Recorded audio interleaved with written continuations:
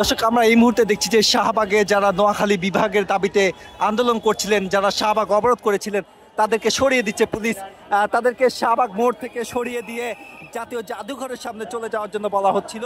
এবং এই মুহূর্তে কিন্তু তারা তাদের যেই আজকে যে কর্মসূচি সেটি শেষ করে দিয়ে তারা কিন্তু এখান থেকে সরে যাচ্ছেন, যেমনটি দেখছি।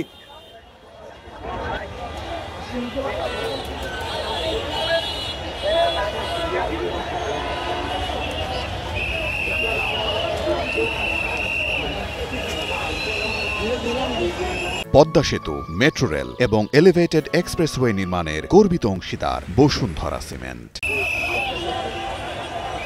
নোয়াখালী বিভাগের দাবিতে শাহবাগ অবরোধের পরে কিন্তু দেখছি যে সবগুলো সড়কে বেশ যানজটের সৃষ্টি হয়েছে এবং জনভোগান্তির কথা চিন্তা করে এই মুহূর্তে কিন্তু শাহবাগ অবরোধ ছেড়ে দিয়েছেন নোয়াখালীর যারা আন্দোলনরত রয়েছিলেন তারা, এবং পুলিশও তাদেরকে কিন্তু সরিয়ে দিচ্ছেন এবং যান চলাচল স্বাভাবিক করার চেষ্টা চালিয়ে যাচ্ছেন পুলিশ।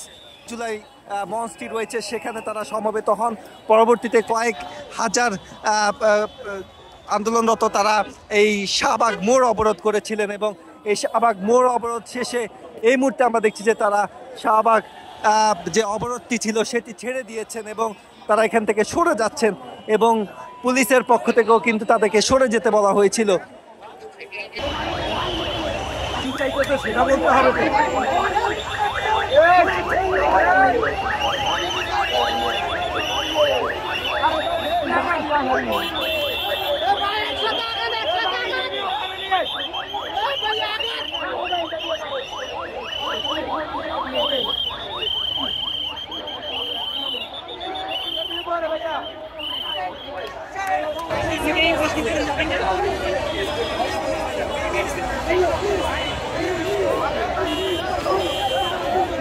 এই মুহূর্তে দেখছি পুলিশ আন্দোলনরতদেরকে শাহবাগ মোড় থেকে সরিয়ে দিচ্ছেন এবং যারা আন্দোলনরত ছিলেন তারাও এখান থেকে সরে যাচ্ছেন তাদের কর্মসূচি প্রত্যাহার করে।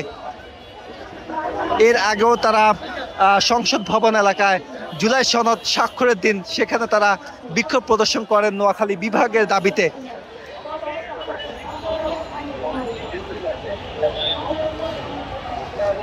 আমরা এখানে পুলিশের সর্বোচ্চ অবস্থান দেখতে পাচ্ছি।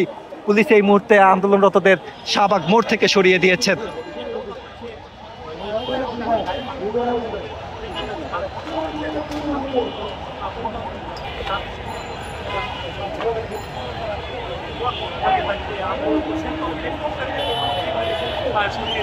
তারা